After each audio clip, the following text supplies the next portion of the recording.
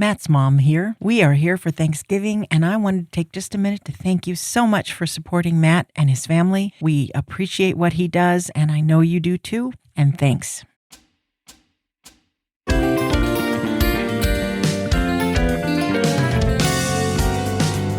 Philemon, yeah. Philemon, yeah. Hey, my friends, it's Matt. This is the 10-Minute Bible Hour podcast, and today is the last day of a big, giant history run-up in preparation for working through each verse of the little late New Testament book of Philemon. But it hasn't really just been a history run-up. It's not just a story for the sake of a story. I mean, really, the New Testament claims there is something special about the moment in which the New Testament happened.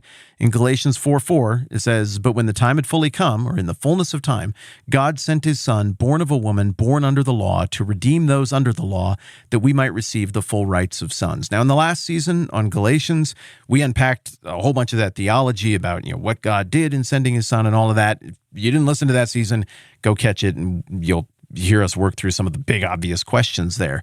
But so far in this season, we've been fixated on that first phrase, "but when the fullness of time had come." The assertion here is that God owns time, God owns history. Somehow his sovereignty and what looks like human decision-making, the will of nations and kings, the outcome on battlefields, all of these things are under his purview. And a verse like that in Galatians 4 sure gives us the impression that none of the stuff that happened in the ancient world was a surprise to God. Somehow he was moving history where he wanted it to go, and that there was a moment that was unique in history. Not like all the other moments, but a perfect moment for that great event to happen, the event that bridges the gap between the eternal and the temporal, that bridges the gap between God and man, that bridges the gap between death and life. That is the incarnation of Jesus himself.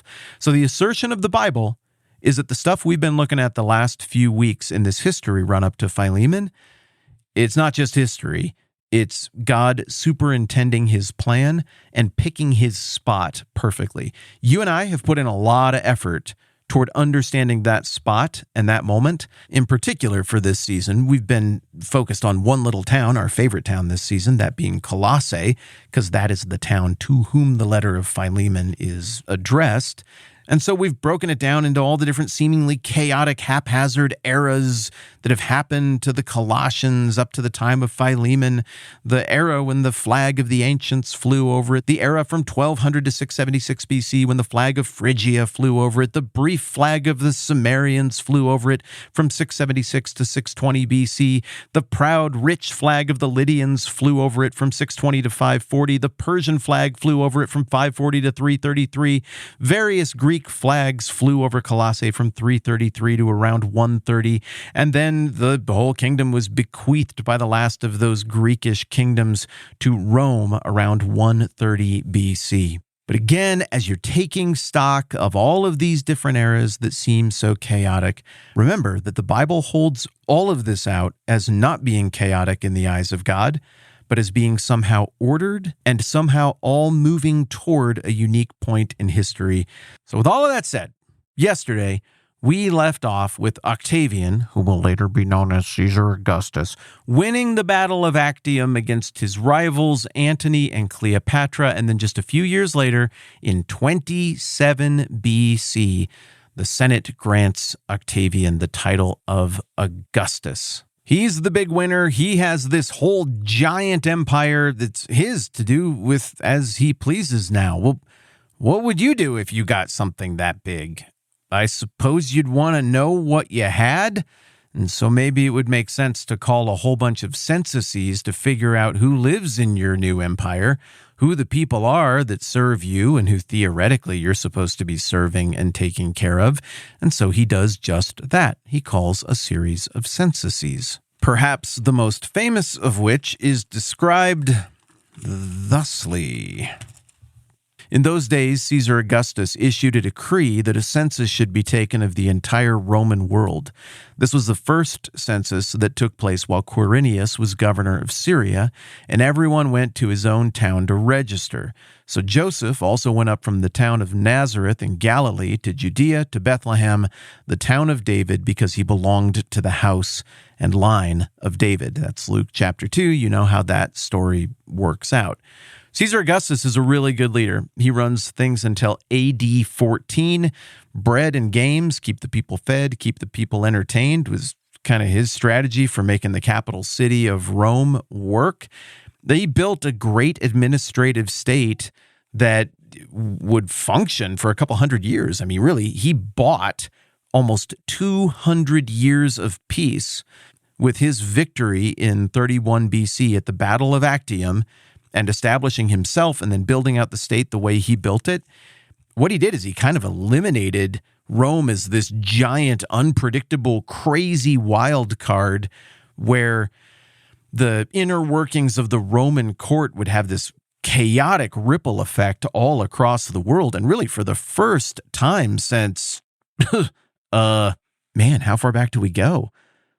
500, 600, 700, 800 BC?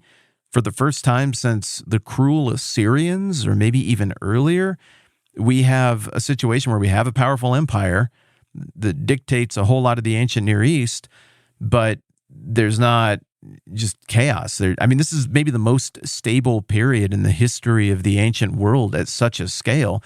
This era is called the Pax Romana, the Roman peace, and the entirety of the New Testament happens within the context of the Pax Romana.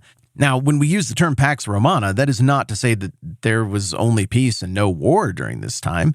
I mean, there's still bloodshed. There were rebellions that needed to be put down. There is, of course, most famously the destruction of the Second Temple in 70 AD in Jerusalem at the hands of the Romans. But compared to the rest of forever, this Pax Romana era really is remarkable, and it runs all the way into the late 100s AD. And again, the whole New Testament happens in the context of that. Augustus dies in 14 AD, so Jesus is born during the reign of Caesar Augustus. The next guy is Tiberius. Famously, you might remember that the Sea of Galilee was renamed the Sea of Tiberius in honor of him. He was a pretty good emperor early on, and then a pretty lazy, inattentive emperor toward the end. It is under the reign of Tiberius, 14 AD to 37 AD, that Pontius Pilate was appointed, and that Jesus of Nazareth was crucified and resurrected. The day of Pentecost happened under the reign of Tiberius. Then after him, you get the very short-lived, 3.5-year reign of Caligula. He was insane and crazy. And then from 41 to 54, we have Claudius. Claudius was a competent administrator, probably not real dashing. It sounds like he had some sort of physical ailment that held him back. Nobody thought he was going to be emperor, so they all trampled on him, and then he just emerged from the chaos after Caligula was assassinated. And what do you know? You get an okay reign. He was a no-nonsense kind of guy. He is mentioned in the New Testament. Let me see. Augustus is definitely mentioned in the New Testament. Tiberius is mentioned, and Claudius is mentioned as well. Claudius kicked the Jews out of Rome because he was like, we're just doing a complete expulsion of all these immigrants. I don't understand why y'all are the problem, but Claudius thought that the Jews were agitators in Rome.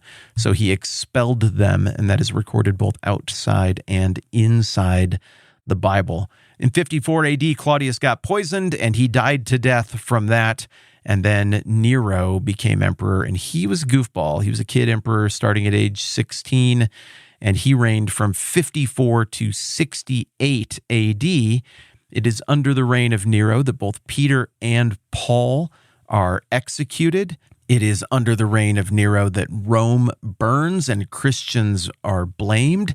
And it is during the reign of Nero, this era when we're kind of settling into the idea of flamboyant, unpredictable, weird, larger-than-life, bombastic, goofball, bloody emperors. It is during this time that the book of Philemon is written. And I think for the sake of understanding Philemon, it is very important that you feel that last thing I said.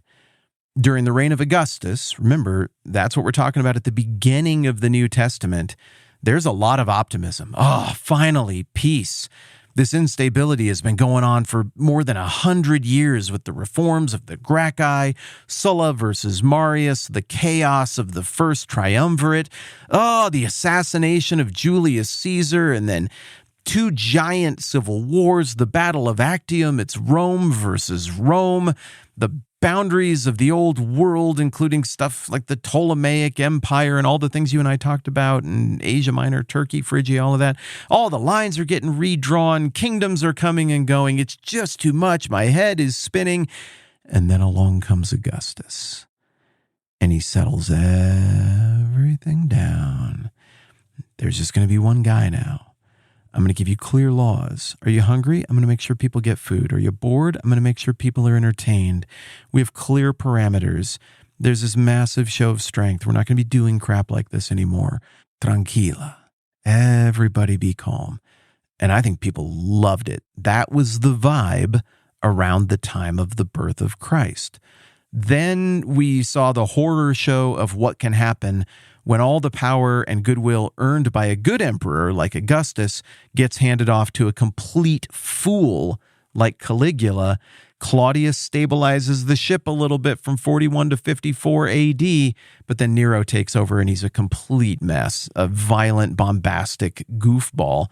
So the change in mentality from the time where the New Testament starts to this new, very nervous moment that people are feeling now that we've had an insane emperor briefly in Caligula, and now it looks like we're going to have a long-term insane emperor under the reign of Nero. These are different worlds. The mindset between the time of Augustus and the time of Nero is as different as the mindset at the time of, we're going to go whip the Nazis. Allied forces have landed. Newsreels from, whatever that was, 80 years ago. And right now, and the social issues that we deal with today that I won't even bother saying on a microphone because I just don't want to get people mad. If you can picture how different the public brain of the world and attitudes about authority and international politics and everything was 80 years ago versus right now, then you can picture how dramatically the mindset of people had shifted from the beginning of the New Testament to the end of the New Testament. It isn't static. It isn't just the same thing. And Philemon is happening at the end of the New Testament against the backdrop of a mad king who by his actions and words is destabilizing things again and who is sort of bastardizing the idea of societal norms and the rule of law. I cannot overstate how long the shadow that Nero cast over the mind of people in the 60s AD was. Because there is an underlying legal and societal issue at the heart of the question of the book of Philemon. When these books of the Bible were written matters in terms of our ability to understand what's going on in the headspace of the people who received the letter. This is intuitive to us when we think about stuff that happened in 2024 versus 2019 versus 2012 versus 1997. Within living memory, you just feel all of these different moments, all of these different little micro eras in your lifetime. We can get there. And we can apply that same logic, we can develop that same sense and intuition with a little bit of work, even as we look at the different eras and moments in the history of the New Testament. And with that said, I have a declaration. We are now historied up. For those of you who like that kind of thing, and it's kind of why you're here, high five. Thank you for caring about it. It's fun to find like-minded people whose brains come at this the same way I do. But to those of you who are not wired by me and you're like, I don't actually need that much history. I'm good. Hey, thank you for trusting me and just hanging with me either way. The payoffs are going to keep coming. And right now, just in general, the biggest payoff is that concept I brought up the other day from Galatians 4, the fullness of time, bro. Look at how all of this worked together. You go and you think about any of those other moments that we've studied along the way, for Jesus to drop into, for Paul to drop into, for the early church to drop into, for the letter of Philemon on such a sensitive topic to drop into. I don't think it works as well if that happens during the March of Alexander. I don't think that works as well if it happens during the mad scramble for power of the Diadochi. I don't think the New Testament works as well against the backdrop of the Punic Wars or the gigantic social upheaval and political upheaval of the late Republic and all of the drama with Caesar and Pompey and Marius and Sulla and the Gracchi. I don't think it's the right moment. The whole Old Testament, a whole Bible paints this picture of a God who maneuvers the pieces around and who somehow superintends all of this incredibly complex story, all of this drama to accomplish his purposes. And he spikes the football in the letter of Galatians with that phrase, the fullness of time, as a way of saying an accident. When this happened was on purpose. It would not have been the same if it had happened somewhere else. So God ordained that it was going to happen here. If God ordained all this history, and he wanted it to happen at this time after all this other stuff had come and gone for his purposes, well, then whether history's your bag or not, it seems like it'd be really valuable to try to understand that moment that is called the fullness of time as best as we can. And I think it's going to be really fruitful as we read the first verse of Philemon together, mañana. Y'all are great. I'm so thankful for all of you. I'm Matt. This is the 10-Minute Bible Hour podcast. Let's do this again soon.